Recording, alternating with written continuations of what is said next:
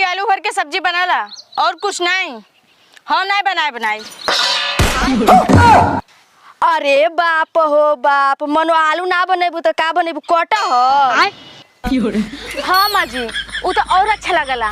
मंगाई ना, आज उहे बना दे तनी। कटहर ने अब घेवड़ा बनाता। बाबूजी, घेवड़ा भी तो ओसे अच्छा लगेला। मंगाई ना, घेवड़ा बना दे तनी। करे पागल हो गल का?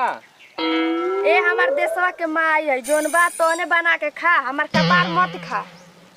ये अम्मा जी, रौर कपार पर हम ना खाइम, कहें कि रौर कपार में बहुत ढील माटी बा। अगर रौर कपार खाइम तो हमरा उल्टी हो जाई। ए बुढ़िया तनी 100 ग्राम। 100 ग्राम? बाबूजी, 100 ग्राम सब्जी ये तो बहुत ज्यादा हो जाई। कम से कम 4-5 साल बैठ के खाई जाई। ए बहू, ए बेटा, तू अपने दारबा में जा।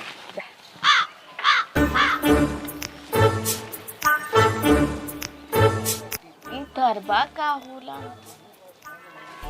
ए बुढ़ऊ जाके नहा ला, तब से बैठ के मुंह में डाल के हिलावत अड़। ई नहीं जाके उन्हें मुंह धो के कूला उला कली। ये अम्मा जी, ई दरबा का होला?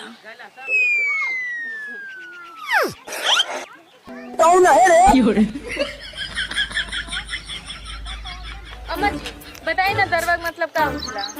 अरे दरबा मतलब अंदर जाना होता है। अच्छा जी, दरबा मतलब अंदर जाए के होखेला।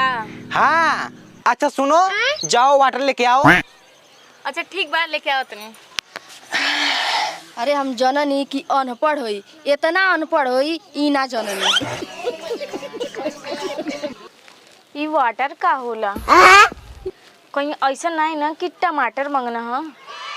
वाटर हो सकला टमाटर मंगलो कहे कि इतना दूर से आइला हो, बुखाइल उखाइल हो के जना खाए के मांग। चल लेके चलो।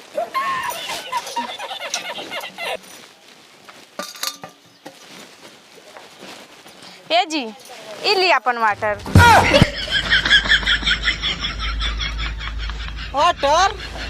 अरे पागल, तो टमाटर है। बैगन तो इहे तो मंगनी है। ए महारानी, हम टमाटर ना मंगली, हम पानी मंगली, पानी। अरे तो ऐसे बोले के चाहिए ना कि पानी लेके आवा, तो का वाटर कैले बनी? अरे हम काली की तो इतना समझबू। जा एक धाइयावा सब्जी में उपयोग कर। जा ए माई, शादी तक करा देली। अब हम ना जानली के अनपढ़ मिल जाई। मल्ली किस्मतिया हमार कलमी से लिख के मिटका देली तू बचन। ए जी, इका अनपढ़ कहले हती, कब से सुनो तनी रहू अनपढ़ करत तनी। मम्मियो जी, ये अनपढ़ का होला? तू अनपढ़ ना जानिलू? हम का जाना तनी अनपढ़ का होला? हम रउरा के त पढ़ल लिखल थोड़ी बानी। तब तो हमार किस्मतिया न उजाला हो गइल बा। सही में का जी? हाँ किस्मतिया हमार उजाला हो गइल बा।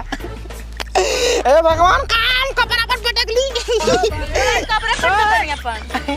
तोरे से मेहरारू पाकने हमार किस्मत और हम धन हो गइल बानी। चली, कौन सा मेरा पाके रउरा धन हो गई नहीं।